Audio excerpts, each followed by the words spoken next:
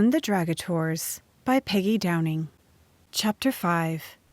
News of Brill's father. "Hurry!" King Talder cried. "Come to my cell. Help me carry something for you to climb on." Brill scrambled up, flinching as he put his weight on his left ankle. King Talder didn't look strong enough to carry anything. Brill saw a rough wooden bench, and he dragged it out to the courtyard. He climbed on it, but it wasn't high enough to reach either the tree or the top of the wall.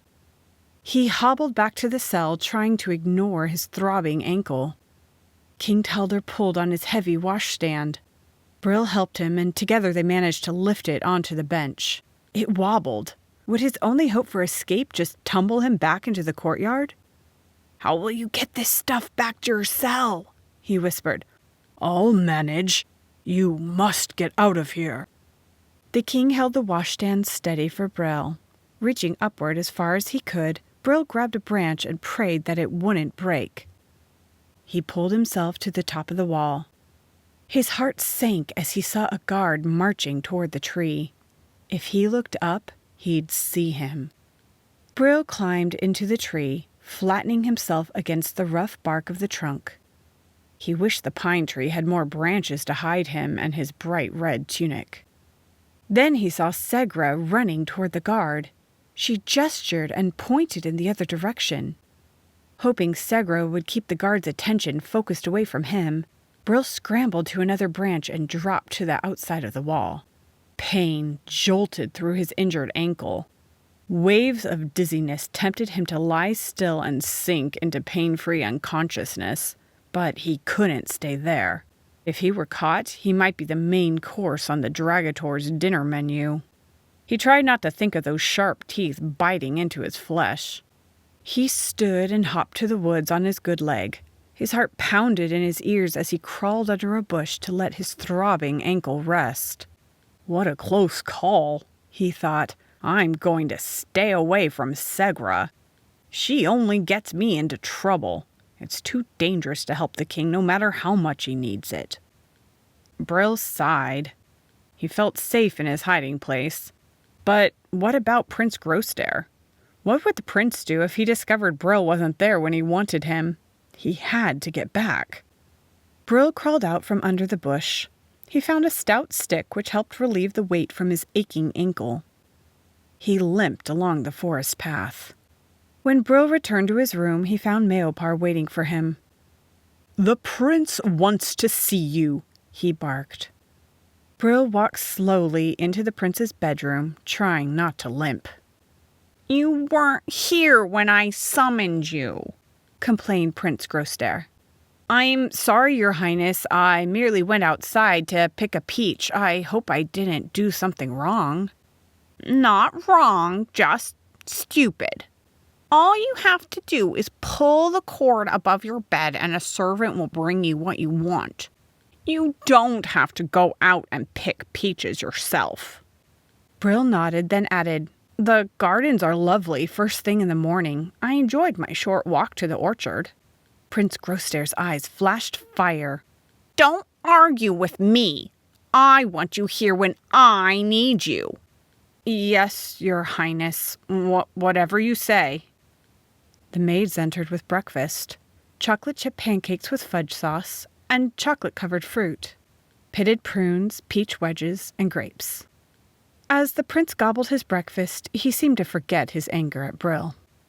The prince was in a good mood when he and Brill left to spend the day at the play park. They repeated some of the things they had done before and also watched a trained seal act and a demonstration of acrobats.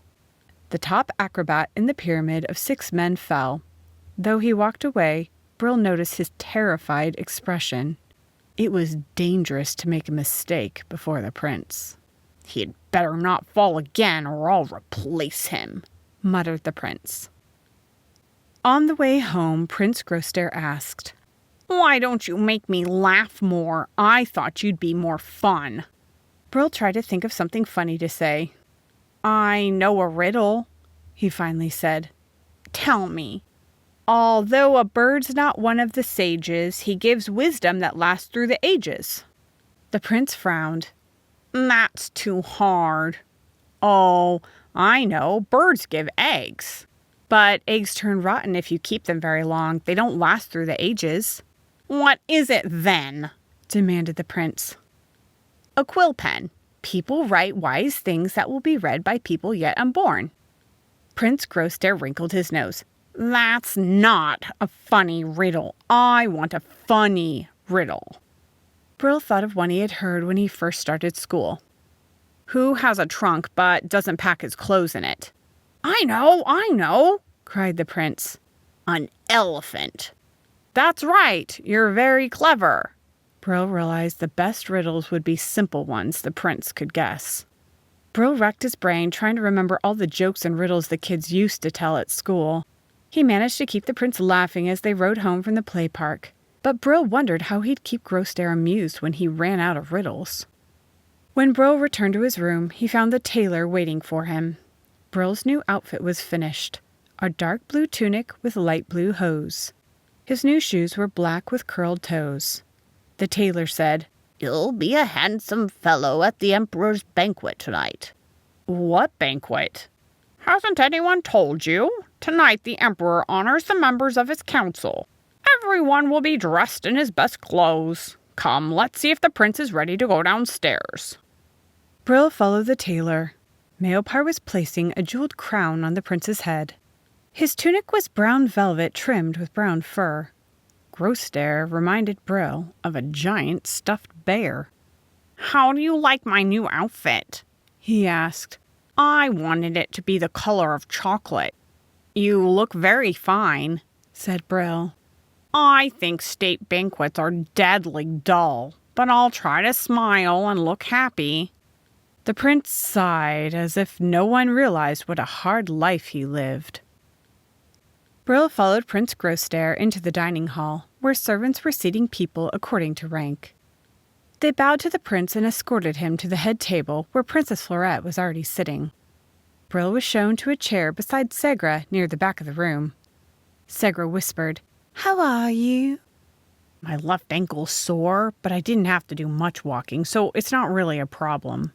The prince hasn't even noticed my limp. The prince doesn't think about much except himself. Brill nodded. Thanks for getting that guard's attention. I thought I was a goner when I saw him coming. It was the least I could do after getting you into the mess. What did you tell him? I asked if he had seen Princess Florette's white poodle go by. I had to think fast to keep the guard from seeing you. We spent quite a time looking for the dog. You're very clever. One has to be to get along here. The princess was peeved when I returned late for breakfast. But she doesn't stay angry for long.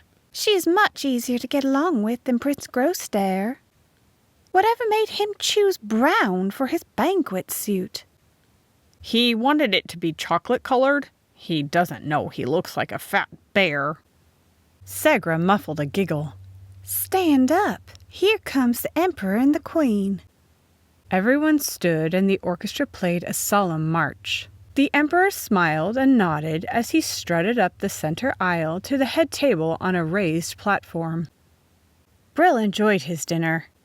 It was a treat to eat fish, beef, vegetables, and fruit that tasted like themselves instead of like chocolate. He thought of the hard-working farmers and fishermen who had produced the food.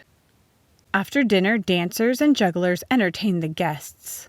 Finally, the Emperor stood to make his speech. He warned everyone to watch for rebels. I have been very patient all these years, but now the time has come to eliminate every person who is disloyal to the Empire. The audience clapped loudly as if to affirm that they had no rebellious thoughts. The Emperor continued, As you know, I have let Talder live, even though I know there are traitors in our empire who want to go back to the terrible days when he was king. I expect I have been too kind, but now the safety of our empire makes it necessary for Talder to die. 1 month from today is Empire Day, when we celebrate the beginning of our glorious empire. I have decided that would be an appropriate day to throw Talder to the Dragators as a signal to all rebels that we will no longer overlook treasonous acts of any kind." Everyone applauded.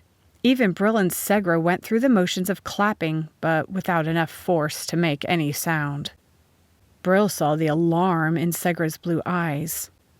As the roar of applause died, she whispered, "We have to help the king escape." "Don't look at me. I was never any good with impossible tasks." "We can't let the king die." "But there's no way he can escape." Brill looked around, hoping no sharp ears were listening to their whispered comments. "We can't talk now," he said.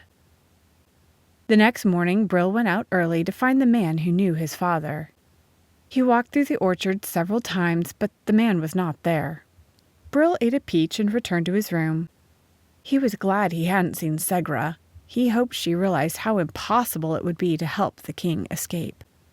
It was several days later before Brill finally found the man again, picking peaches. "Sir, do you have time to tell me where Stronal is?" Brill asked. The man looked around to see if anyone could hear their conversation. "Stronal was executed as a rebel," he whispered. Brill shivered. "Dragators?" The man nodded. "They caught one rebel and tortured him until he confessed to a plot to kill the Emperor and release Talder." "How long ago?" "Almost 2 years, I think. The rebels have been lying low since then. Do not admit to anyone you're Stronal's son. He was the leader. Brave fellow." Brill rushed back to his room, where he could be alone to cry. His father had been brave to plot against the Emperor. If only he could be that brave. But he was so afraid of the Dragators. He was too sad to think of anything funny that day, and the prince complained. "Why don't you make me laugh today? Let's go to the library and find a funny book I'll read to you. You go and bring back something funny. I'm going to order some chocolate pudding. I'm hungry." When Brill went to the library, he found Segra. "Where's the princess?" "She's having her hair done, so I have a little time to myself," Brill exclaimed. "I didn't know there were so many books." "King Talder collected them. He hired scribes to go to other countries to copy their books." Brill walked along the shelves, looking at the titles tooled on the leather bindings. Segra said, "Tell me if you see anything about mountain climbing. I might be able to use the technique to help the king get out of his courtyard." "Even if he got out, he couldn't get off the island. There are soldiers everywhere." "But I can't let him die. I have been giving him food, and he is getting stronger." "How are you getting the food to him?" "I push peanuts, grapes, and bits of cheese through the small hole in the wall." "Segra, I have just found out that my father died trying to help the king. If a grown man couldn't succeed, how could you?" Her eyes glistened with tears. "Oh, Brill, I'm sorry about your father. I should think you'd want to continue his work. I need someone to help me." He snapped. "But it's impossible. Absolutely impossible." Brill found a book of funny poems. "I have to get back to the prince." He again managed to make the sullen prince laugh as he read to him that afternoon. Brill himself laughed at the silly rhymes, but he longed to be by himself, where he could let tears relieve some of the heartache. The next morning, when Brill awoke, he dressed and then pulled the curtains open. He looked down and saw a girl running through the orchard to the garden. Though he couldn't see her face, he guessed it was Segra. Brill wondered if someone was chasing Segra. Was she in some kind of trouble? Should he go and help her? He didn't really want to get involved in one of her wild schemes, but he didn't want her to be hurt. He looked down again, but she was gone. Brill sat at his desk and tried to think of a way to amuse Prince Groster. He was interrupted by an impatient knocking at his door. He opened it and Segra stepped inside. She gasped. "Brill, please come quickly. I need your help." He frowned. "You aren't trying to help the king escape, are you?" No, nothing like that. Please hurry, she begged. We won't be helping rebels, I promise you that. Brill sighed. The prince wouldn't wake up for another hour or so.